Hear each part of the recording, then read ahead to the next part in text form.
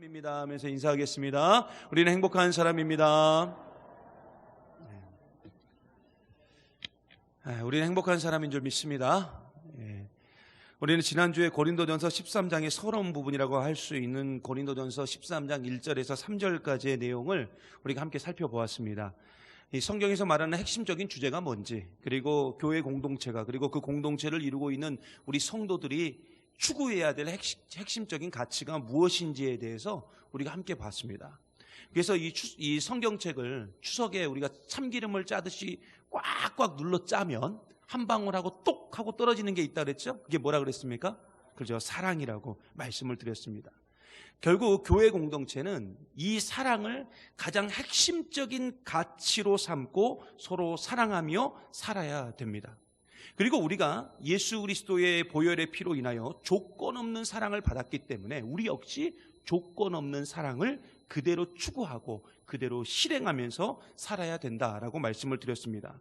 또한 달란트 비유를 통해 가지고 예수님께서 이 세상에 다시 오시는 그날 반드시 우리의 인생을 결산하시는데 그 결산표에 사랑이 있느냐? 그 결산표에 사랑이 없는가로 우리의 인생을 판단하신다. 이렇게 또 말씀을 드렸어요. 그렇다면 여러분 지난 한 주간 어떻게 사셨습니까?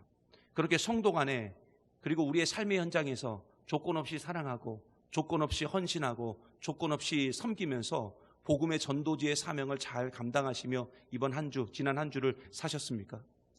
여러분 고린도전서 13장은 지난번에도 말씀드렸듯이 총 세 부분으로 나뉘어져 있다고 말씀을 드렸죠. 먼저 1절에서 3절까지 우리가 지난주에 본 말씀이죠. 1절에서 3절까지는 서론에 해당하는 부분으로 사랑이란 무엇인가에 대해서 맛보기 형식으로 시식의 형식으로 우리에게 설명을 하고 있었고요. 그리고 4절에서 7절까지는 본론에 해당하는 부분으로 성경에서 말하는 사랑이 무엇인지에 대해서 쭉 설명하고 있는 부분이 이 본론에 해당하는 4절에서 7절까지입니다. 그리고 마지막으로 결론 8절에서 13절까지가 결론에 해당하는 부분인데 여기에는 사랑 안에 담겨져 있는 비밀에 대해서 말하고 있습니다. 우리는 오늘 이제 본론하고 결론 부분을 좀 보려고 합니다. 13장의 본론과 결론 부분 함께 볼 건데요. 먼저 우리가 보기 전에 4절에서 7절까지에 있는 말씀 한번 보겠습니다. 우리 4절에서 7절까지 같이 보겠습니다. 같이 봅니다. 시작. 사랑은 오래 참고 사랑은 온유하며 시기하지 아니하며 사랑은 자랑하지 아니하며 교만하지 아니하며 무례히 행하지 아니하며 자기의 유익을 구하지 아니하며 성내지 아니하며 악한 것을 생각하지 아니하며 불의를 기뻐하지 아니하며 진리와 함께 기뻐하고 모든 것을 참으며 모든 것을 믿으며 모든 것을 바라며 모든 것을 견디느니라. 아멘. 아멘. 자, 고린도전서 13장의 본론에 해당하는 부분이 4절에서 7절까지인데요. 여기를 보면은 이 사랑에 대해서 총 15가지로 설명을 하고 있습니다. 여러분 지난주에도 말씀드렸고 처음에도 말씀드렸듯이 이 고린도전서 13장에 나오는 이 사랑은 남녀 간의 사랑, 그리고 단순히 어떤 사람과 사람 간의 어떤 그 사랑을 설명하고 있는 게 아니라 교회 공동체 안에 있는 성도와 성도 간의 사랑을 말하고 있습니다. 그래서 고린도전서 13장에 나오는 사랑을 적용할 때 이 남녀 간의 사랑의 이 모든 것들을 적용하기보다 성도 간에 어떤 사랑의 모습으로 우리가 살아야 되는지에 대해서 잘 설명해주고 잘 적용해야 되는 부분이 이 고린도전서 13장에 나오는 사랑에 대한 이야기들입니다. 특별히 그 사랑에 대해서 우리 4절에서 7절까지를 보면은 아주 자세하게 15가지로 설명을 하고 있는데요. 이걸 우리가 지금 하나씩 좀 보면서 갈 겁니다. 먼저 사랑은 오래 참고 이렇게 나오죠. 사랑은 오래 참고. 여러분 여기서 오래 참고라는 말은 단순히 참고 인내하는 것을 말하는 게 아니라 이건 기다림의 개념에서 봐야 돼요. 기다림의 개념. 결국 사랑은 뭐냐? 따라해 보세요. 사랑은 기다리는 것이다. 네, 여러분 사랑은 기다리는 거예요. 기다릴 줄 알아야 사랑이 나오는 겁니다.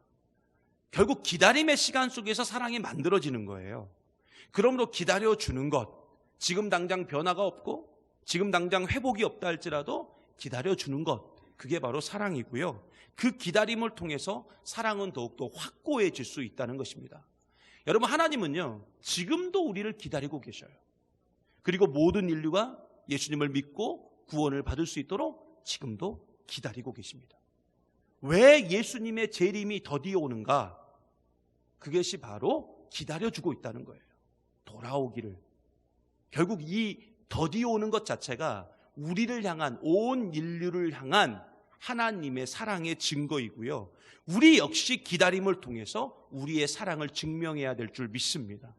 그러므로 기다릴 줄 아는 성도, 기다릴 줄 아는 교회가 정말로 사랑하는 성도, 사랑하며 살아가는 교회이고요. 기다림이 넘치는 교회가 바로 교회다운 교회인 줄 믿습니다. 그 다음은 뭐냐면 사랑은 온유하며 이렇게 나오죠. 사랑은 온유하며. 여러분, 온유라는 말을 딱 들어보면 일단 첫 느낌이 어떤 느낌입니까? 부드러움. 그죠? 굉장히 부드러움을 우리가 말하죠.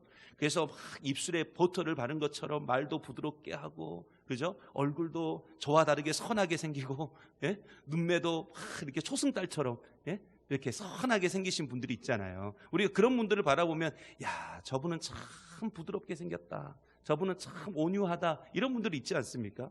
근데 여러분, 성경에서 말하는 그 온유라는 것은 사실 그렇지 않아요. 성경에서 말하는 온유의 개념은 뭐냐면은 아프리카에 가면은 가장 힘센 동물, 그게 뭐냐, 사자 아닙니까? 사자. 그 사자, 그 무시무시한 사자. 근데 그 사자가 아프리카 야생에서는 막 지 마음대로 살잖아요. 지 마음대로 사는데 이 사자가 조련사에 의해서 조련이 될 때가 있어요. 길들여질 때가 있다고요. 그래서 조련사가 앞발 들어, 그러면 앞발 들고, 그죠? 뒷발 올려, 그러면 뒷발도 올리고, 그죠? 이런 경우들이 있어요. 그게 바로 온유예요. 성경에서 말하는 온유라고요. 그러니까 성경에서 말하는 온유라는 건 뭐냐면 자기 절제. 그러니까 나는 막 하고 막 달라들고 싶고 막 하고 막 울부짖고 싶지만 조련사가 하지 마 하면 안 하는 거예요. 조련사가 앞발 들어, 그러면 앞발 드는 거예요. 꼬리 흔들어, 그러면 꼬리 흔드는 거예요. 그게 온유라고요. 그래서 사랑은 이 온유함을 통해서 증명이 돼요. 그런데 이 온유함이라는 게, 이 자기 절제라는 게 그냥 나오는 게 아니에요. 그렇잖아요. 우리가 뭐 내가 절제한다고 해서 막 절제가 됩니까? 내가 안 한다고 해서 막 안 해집니까? 그렇지 않잖아요. 여러분, 민수기 12장 3절에 보면은 이런 구절이 있어요. 이 사람 모세는 온유함이 지면의 모든 사람보다 더하더라. 아멘. 모세가 지금 뭐하다는 거예요? 온유하다는 거죠. 굉장히 온유하다. 여러분, 우리가 잘 알고 있다시피 모세는 결코 온유한 사람이 아니었습니다. 그는 굉장히 성격이 불같은 사람이었어요. 자기 성질을 못 이겨가지고 사람을 죽인 사람이 누구냐면 모세였다고요. 그리고 그 죽음을 감추기 위해서 막 모래를 파가지고 거기다가 시신을 유기하고, 그죠? 감추고 막 이랬던 사람이 모세였다고요. 근데 지금 민수기 12장 3절에 하나님이 모세를 평가하면서 뭐라고 말해요?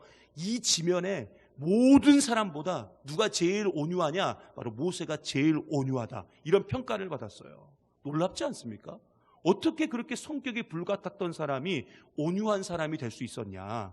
여러분, 하나님은 모세를 이스라엘의 지도자로, 민족의 지도자로 세우시기 이전에 그를 40년간 미디안 광야에서 훈련을 시킵니다. 철저히 훈련을 시키는데 어떻게 훈련을 시켰냐면 죽이는 거예요. 모세를 죽이는 거예요. 어떤 걸 죽이느냐? 제 생명을 끊어가는 게 아니라 성격을 죽이는 겁니다. 계속 성격을 죽여가는 거예요.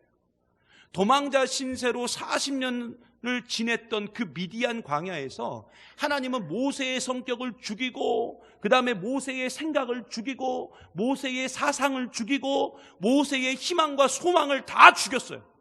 그리고 그를 완전히 부드럽게 만들었어요. 그래서 하나님 앞에 완전히 조련되는 그런 사자가 되었던 겁니다. 요즘에는 이제 추석이 되면은 우리가 송편을 다 이제는 뭐 거의 떡집에서 맞춰와서 다 송편을 이렇게 드시지 않습니까? 근데 뭐 다들 예전에는 뭐 불과 몇 년 전만 해도 저희 집도 그랬어요. 다 떡을 집에서, 송편을 집에서 이렇게 빚어가지고 다 이렇게 만들었죠. 근데 송편을 빚을 때는 반드시 필요한 게 반죽 아닙니까? 반죽. 그죠? 반죽을 해야 되는데, 여러분, 그 반죽을 할 때 어떻게 하느냐? 흔한 말로 반죽을 막 치대죠. 막 이렇게 치댑니다. 처음에는 좀 딱딱해진 것들이 자꾸 치대다 보면 어떻게 돼요? 나중에는 부드럽게 되죠. 송편 안 만들어 보셨어요? 다들 뭐 그런 게 있나요? 목사님 어디서 오셨어요? 뭐 이렇게 쳐다보는 것 같은데, 여러분, 저는 송편을 자주 만들어봐서 제가 알아요. 이렇게 자꾸 하다 보면은 이렇게 반죽이 이렇게 치대져요. 이렇게 치대다 보면은 자꾸 반죽이 어떻게 됩니까? 부드러워지고 이게 쭉쭉 늘어나게 되죠. 쭉쭉 늘어나게 되는데, 우리 인생도 마찬가지예요. 하나님에 의해서 철저히 우리 인생이 치대지다 보면은 강팍한 내 마음이 부드러워질 수 있는 거예요. 그래서 모세가 온유한 사람이 된 거라고요. 그러므로 지금 내 인생이 광야와 같고 늘 두들겨 맞고 눌리고 밀리고 포개지고 던져지고 있다면 지금 그건 하나님이 강팍한 내 마음을 부드럽게 온유하게 만들기 위한 하나의 과정이다라고 해석하면 딱 맞아요. 그리고 하나님은 절대로 우리가 막 힘이 넘칠 때는 사용하지 않습니다. 우리가 힘이 다 빠져서 하나님 나는 죽었습니다. 나는 죽었습니다. 나는 없습니다. 라고 고백할 때 그때 하나님이 우리를 사용하시는 줄 믿습니다. 그래서 우리는 하나님께 잘 조련되고 길들여져야 돼요. 하나님의 손에 내가 붙들려 있어야지 내 손에 내가 붙들려 있으면 절대로 우리는 온유해질 수가 없어요. 하나님이 우리를 막 반죽하듯이 막 반죽을 치대듯이 막 치대 주셔야 그때 우리가 온유해질 수 있고 그 온유함으로 진짜 사랑을 우리가 할 수 있는 줄 믿습니다. 그 다음으로 뭐라고 나오냐면은 사랑은 시기하지 아니하며 이렇게 나와요. 사랑은 시기하지 않는다. 여러분 왜 교회 공동체 안에서 싸움이 자주 일어나느냐? 왜 다툼이 자꾸 일어나느냐? 교회인데 이유가 하나 있어요. 시기 때문에 그래요. 시기. 고린도 교회도 결국은 이 시기 때문에 다툼이 일어났고 분쟁이 일어났습니다. 그래서 은사가 있느냐 없느냐, 그리고 무슨 은사를 내가 가지고 있느냐, 이거에 따라서 교회 안에서 서로 시기하고 그걸로 인해서 다툼이 일어나고 그걸로 인해서 분쟁이 일어났어요. 결국 시기의 마음이 우리 안에 들어오는 순간 교회는 무너지는 거예요.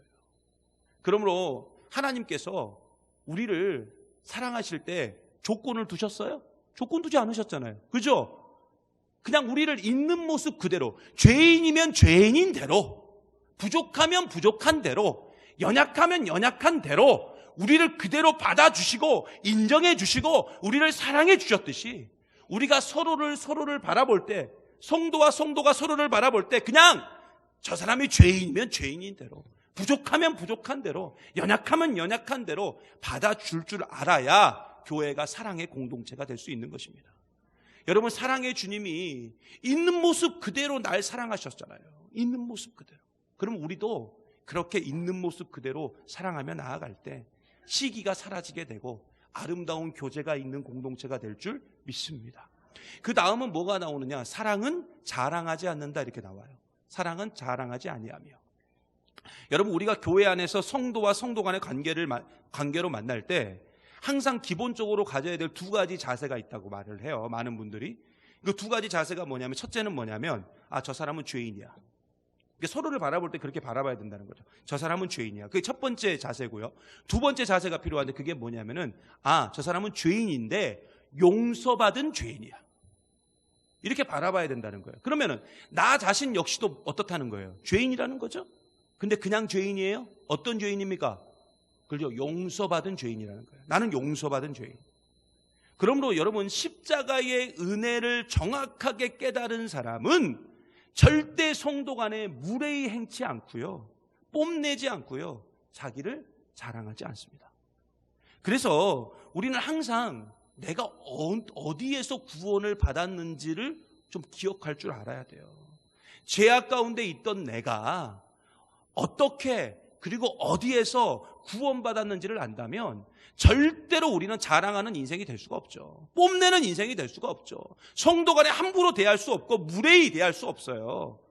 그러므로 여러분, 십자가를 목에도 걸고 귀에도 걸고, 그죠? 차에도 걸어놓고 집에도 걸어놓고 교회에도 그냥 벌써 여기 대예배실에도 십자가가 벌써 2개나 있지 않습니까? 2개나 있고 교회 곳곳에 십자가가 있는 이유가 뭐냐? 이건 부적과 같은 개념으로 있는 게 아니에요. 그 십자가를 보면서, 내 목에 걸린 십자가를 보면서, 내 차에 걸린 십자가를 보면서, 예배당에 걸려있는 저 십자가를 보면서 그 십자가를 묵상함으로 내가 누구인지, 그리고 감사가 뭔지, 사랑이 뭔지 그걸 좀 깨닫고 알라고 십자가가 있는 겁니다. 그래서 예수님의 십자가의 사랑을 확실하게 깨달은 사람은 조건 없이 사랑할 수 있는 거예요. 근데 내가 왜 자꾸만 사랑하는데 조건을 다느냐? 그건 내가 아직 십자가의 사랑을 확실하게 경험하지 못했기 때문에, 그 십자가의 사랑에 내가 푹 담가지지 못했기 때문에 자꾸 사랑하면서 조건을 다는 거예요. 여러분, 캄보디아에 가면은 물세 선생님이라는 분이 있어요. 이분이 아주 유명한 분이거든요. 물세 선생님. 근데 이 물세 선생님이라는 별명을 가진 분이 있는데 이분이 한국 여자 선교사님이세요. 이분이 20대 나이에, 아주 젊은 나이에 20대 초반에 하나님의 부르심을 받아가지고 이 캄보디아에 가게 됩니다. 캄보디아에 가서 빈민촌 사역을 해요. 쓰레기 마을이라는 곳에 가서 쓰레기를 뒤지며 살아가는 아이들에게 구제하고 교육시키고 그 복음을 전하는 사역을 하고 있어요. 그 마을에서 살면서, 같이 그 아이들과 함께 살면서. 근데 이분이 쓰신 두 권의 책이 있어요. 메콩강에 있는 물세 선생님이라는 책이 있는데 그 책을 보면은, 그 두 권의 책을 보면 그 여자 선교사님이, 이분은 목사도 아니에요. 전도사도 아니에요. 신학을 공부한 분도 아니에요. 그냥 여러분과 같은 분이에요. 근데 이분이 왜 거기에 갔냐면, 그런 소명, 그런 사명을 받아서 왜 갔냐면 어떤 하나님이 특별한 부르심 때문에 간 게 아니라 그냥 주님이 나를 너무 사랑해서, 주님이 나를 너무 사랑하는데 그 사랑을 내가 갚고 싶은데 갚을 길이 그것밖에 없으니까 그 쓰레기 마을, 누구나 거부하는 그 마을에 들어가서 거기서 행복하고 즐겁게 내가 사역하고 있다라고 그 두 권의 책에서 고백을 하고 있습니다.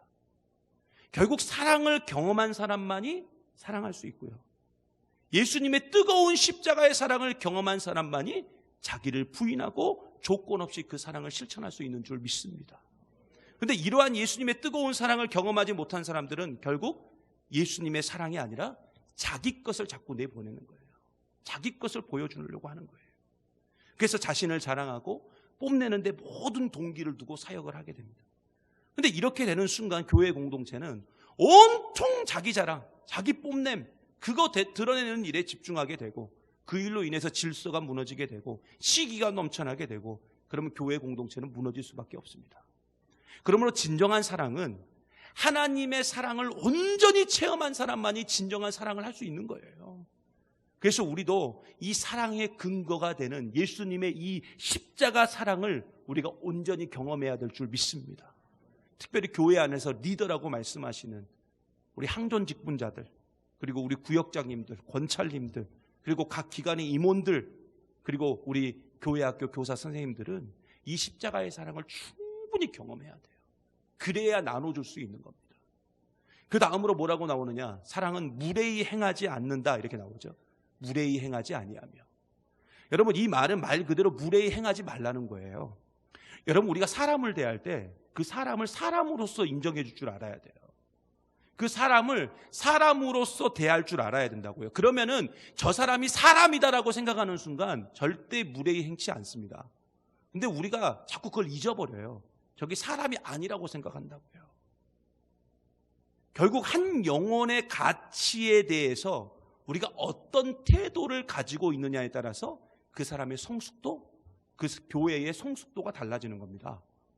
어떤 목사님의 설교를 들으니까 그 목사님이 중국에 대해서 평가를 하면서 이런 평가를 하더라고요. 중국이 강대국인데 그렇잖아요. 지금 G2, 세계에서 두 번째로 강한 경제대국이죠. 근데도 불구하고 그 나라가 선진국이 아니라는 거예요. 이번에도 선진국 이렇게 10개국이 선정이 됐어요. 근데 거기에 이제 우리나라가 들어가 있더라고요. 선진국 10개국에. 근데 중국은 없어요. 중국이 세계에서 2위인데, 경제대국인데 선진국 명단에 중국이 없어요. 그 이유가 뭐냐면 인권 때문이라고 얘기하더라고요. 맞아요. 여러분, 지금 홍콩 사태를 보십시오. 얼마나 심각합니까? 홍콩은 사실 많은 외국 기자들이 원래부터 들어가 있었기 때문에 그게 이렇게 드러나게 됐지만, 선교사님들의 이야기를 들어보면 중국의 뭐 위구르 자치구나 티베트 자치구 이런 데서는 우리가 상상도 못하는 그런 인권 유린이 일어나고 있대요. 막 사람을 산채로 불태워버리고 뭐 이런 일들이 일어나고 있다는 거예요. 그래서 이 중국이 경제대국이지만 선진국이 될 수 없는 거죠. 근데 이 세계 1위 경제대국인 미국은 어떻습니까? 뭐 미국 전체가 다 그런 건 아니지만 제 경험에 의하면, 제가 이제 미국에 가가지고 한 번은 시내버스를 탄 적이 있어요. 근데 여러분, 시내버스 그 특징이 그 이렇게 정류장마다 다 쓰잖아요. 정류장마다 쓰는데 갑자기 그 시내버스 기사님이 여자분이었는데 갑자기 이제 정류장이 딱 멈추더니 일어나는 거예요. 자리에서 일어나더니 그 앞자리에 앉은 사람한테 막 손가락질하며 뒤로 가라고, 막 뒤로 가라고. 그러면 우리는 기분 나빠서 왜 가냐고 막 이럴 건데, 또 앞자리에 앉은 분이 알겠다고 하면서 또 뒤로 가더라고요.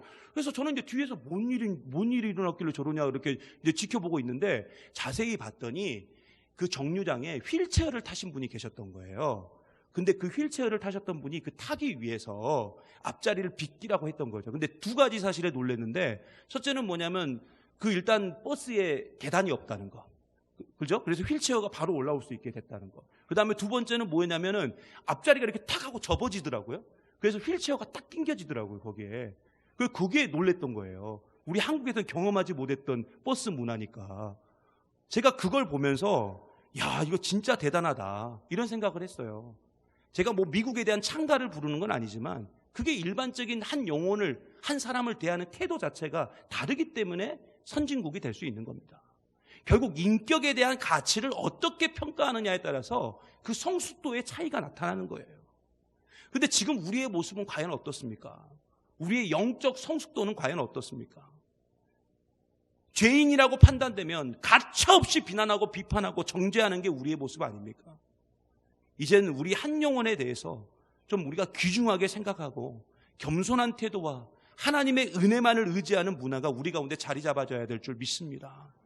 문화는 갑자기 만들어지는 게 아니죠. 그렇지 않습니까? 축적되고 습관화될 때, 그때 이 문화가 나타날 수 있는 겁니다. 오늘도 이러한 문화가, 그리고 이러한 분위기가 우리 공동체 안에서 좀 아름답게 좀 퍼져날 수 있도록, 넘쳐날 수 있도록 무례히 행치 않는 그 사랑을 실천하는 저와 여러분 되시기를 간절히 소망합니다. 그 다음은 뭐냐? 자기의 유익을 구하지 않고입니다. 여러분, 이 말은 뭐냐면은 그 모든 중심이 내가 아니라 다른 사람이 되는 삶, 이게 뭐냐면 자기의 유익을 구하지 않는다. 그러니까 중심이 내가 아니라는 거예요. 다른 사람이라는 거죠. 여러분, 한국 교회의 가장 그 큰 문제 중에 하나가 뭐냐면 기복주의예요. 기복주의. 물론 기복주의가 나쁜 건 아니에요. 복을 비는 것 자체가 나쁜 건 아니지만, 문제는 뭐냐면은 이 기복주의는, 이 복을 비는 것은 누구를 향한 복이죠? 이제 나. 그냥 모든 중심이 나예요. 그냥 내가 복 받고 내가 잘 먹고 잘 사는 거예요. 그래서 기복주의가 무서운 거라고요. 이건 결국은 이기주의로 가게 돼 있어요. 이기주의로 가다 보면 결국 성도는 타락하게 되고 교회도 타락하게 됩니다. 그 다음이 성내지 아니하며예요. 사랑은 성내지 않는다. 여러분, 사탄은 항상 우리의 분노를 타고 들어옵니다. 여러분, 그걸 기억하셔야 돼요. 사탄은 항상 우리의 분노를 타고 들어와요. 그래서 분노는 공동체를 무너뜨리는 1등 공신이에요. 그래서 사탄은 항상 이 분노를 타고 들어와요. 그러므로 우리는 공동체 안에서 화내지 않는 것도 중요하지만 동시에 중요한 게 있어요. 그게 뭐냐? 서로를 자극하지 않는 게 중요해요. 자극하지 말아야 돼요. 결국 온유의 덕목이 우리 가운데 있을 때, 하나님의 손에 우리가 잘 조절될 때 결국 성내지도 않고 서로를 자극하지도 않게 됩니다. 다음은 뭐냐? 악한 것을 생각하지 아니하며입니다. 여러분, 사랑하는 사람이 생기면 가장 먼저 신경 쓰이는 것 중에 하나가 뭐냐면은, 저 사람이 싫어하는 게 뭘까? 이걸 신경 쓰게 돼요. 사랑하는 사람이 생기면. 여러분은 전혀 그러지 않으셨다는 듯이. 오늘 반응이 왜 이러죠? 사랑하는 사람이 생기면 상대방에 대해서 어떤 생각을 갖냐? 저 사람이 싫어하는 게 뭘까? 그래서 그 사람이 싫어하는 장소 안 갑니다. 여러분, 사랑을 안 해보셔서 잘 모르시는데, 사랑을 하게 되면 그 사람이 싫어하는 장소에 안 간다고요. 그리고 그 사람이 싫어하는 말도 안 해요. 그 사람이 싫어하는 음식도 안 먹습니다. 신앙생활도 마찬가지예요. 우리는 하나님을 사랑하죠? 그러면 하나님이 싫어하는 것을 멀리하게 돼요. 근데 하나님이 싫어하는 게 뭡니까? 죄죠, 죄. 그러므로 불의를 기뻐하지 아니하며라는 말은 하나님이 싫어하는 것을 안 하는 거예요. 그리고 진리와 함께 기뻐하며 이렇게 나오죠. 그 다음에 진리와 함께 기뻐하며. 여러분, 여기서 말하는 진리는 뭐냐면은, 우리가 이제 진리하면 복음을 먼저 떠오르게 되는데, 여기서 말하는 진리는 그 복음이 아니라 여론을 말합니다. 여론. 여러분, 사실 교회 안에서도 여론이 있어요. 근데 이 여론이 조작될 때가 얼마나 많은지 몰라요. 제가 담임 목사 나오기 전에 여기 순천 제일교회에 있었던 홍성호 목사님께서 저한테 했던 얘기가 뭐냐면, 자주 했던 얘기예요. 담임 목사의 자리가 되면 가만히 있어도 다 들린다고. 그 얘기를 항상 해요. 다 들린다고. 다 들리고 다 아는데 그냥 모르는 척 할 뿐이라고. 근데 저도 마찬가지예요. 되고 보니까 다 들리더라고요. 이 말도 들리고 저 말도 다 들어요. 근데 제가 저의 입장에서 솔직히 제가 직접 보고 제가 직접 듣지 않는 한 저는 그 말 믿지 않습니다. 왜냐하면 말이라는 것은, 여론이라는 것은 항상 전달되는 과정 속에서 그 사람의 생각이 들어가요. 그죠? 사람의 의견이 들어간다고요. 그러면 조작이 되는 거예요. 근데 고린도 교회가 딱 이런 상황이었어요. 그래서 진리와 함께 기뻐한다는 건 무슨 말이냐? 여론을 만들어내지 않는 거예요. 그러니까 여러분, 여론을 만들어내지 마십시오. 만들어내지 마시고 혹시나 무슨 얘기가 들려오면 객관적으로 판단하세요. 그리고 결정하세요. 그래야 진짜 올바른 신앙생활을 할 수 있는 줄 믿습니다. 마지막으로 한 묶음으로 네 가지가 딱 나와요. 사랑은 모든 것을 참으며 믿으며 바라며 견디느니라. 아멘. 그렇죠?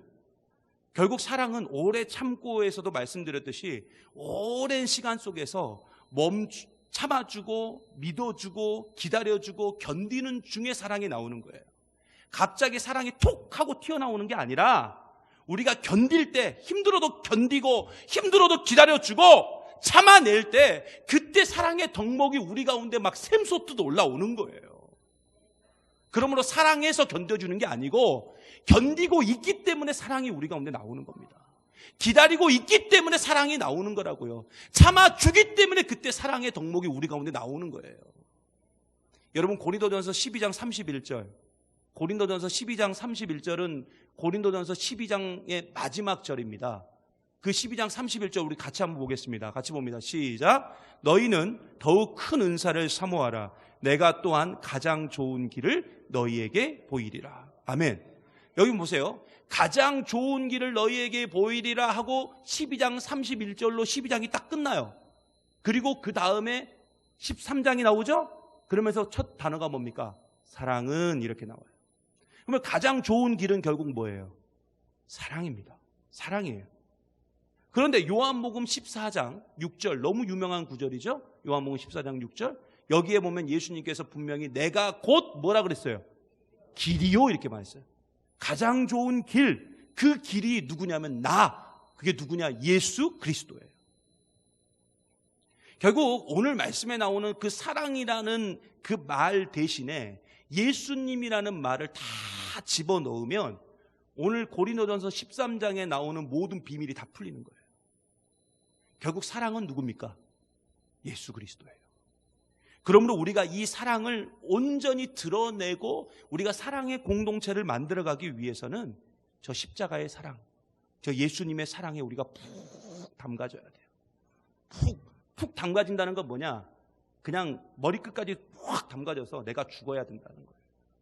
내가 죽어야 돼요. 그래서 사실 우리가 이제 곧 세례식을 하겠지만 세례식을 할 때 우리 그 침례교처럼 뒤에다가 뭐라도 욕조라도 만들어 놓고 거기다 그냥 푹 담가야 돼요. 그냥 못 일어나 그냥 한 10초 동안 그냥 막 숨도 못 쉬게 머리를 누르고 있어야 돼, 사실은.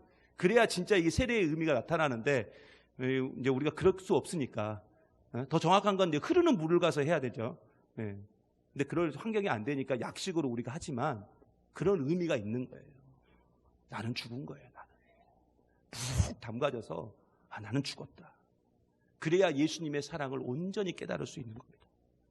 내가 완전히 죽고 내 안에 예수님께서 살아 역사하실 때 우리는 이 사랑을 실천할 수 있는 줄 믿습니다. 오늘 말씀 8절 한번 보겠습니다. 우리 일단 다 끝나가요. 8절 한번 볼게요. 같이 봅니다. 8절, 오늘 말씀 8절 한번 띄워주실래요? 예, 같이 봅니다. 시작. 사랑은 언제까지나 떨어지지 아니하되 애언도 패하고 방언도 그치고 지식도 패하리라. 아멘. 자, 보세요. 애언도 없어지고 방언도 없어지고 지식도 없어지지만 뭐는 영원해요? 사랑은 영원해요. 세상의 모든 건 영원하지 않습니다. 하지만 사랑은 영원합니다. 소망도 믿음도 유통기한이 있어요. 그러나 사랑은 유통기한이 없습니다. 주님이 다시 오시는 그날 우리의 믿음은 끝나요. 이제 주님이 오셨는데 무슨 믿음이 더 필요하겠습니까? 주님이 오셨는데 무슨 소망이 더 필요하겠습니까? 그 소망이 다 이루어졌는데 그럼 뭐만 남는 거예요? 사랑만 남는 거예요. 그래서 사랑은 영원한 거예요. 그리고 그 사랑으로 우리 주님과 함께 영원히 사랑하며 사는 거예요. 그리고 그걸 연습하는 데가 어디냐? 교회예요. 그걸 연습하는 게 교회라고요. 그걸 연습하라고 우리를 이 한 소망이라는 공동체 안에 다 불러 모아주신 거예요. 그래서 우리는 매일 이 사랑을 연습해야 돼요. 참아주는 연습, 기다려주는 연습, 믿어주는 연습, 견디는 연습, 못 들은 척하는 연습, 못 본 척하는 연습 다 해야 돼요. 오늘도 부지런히 이 사랑의 연습을 통해서 그 중에 제일은 사랑, 이 사랑을 온전히 실천하고 주님 다시 오시는 그날 우리 주님과 함께 좀 뜨거운 사랑을 영원히 함께 나누며 실천하며 나아가는 믿음의 종 되시기를 바랍니다. 바로 그때 우리를 통해서 예수님의 사랑이 드러나고 많은 영혼들이 우리와 함께 이 사랑을 누리게 될 줄 믿습니다.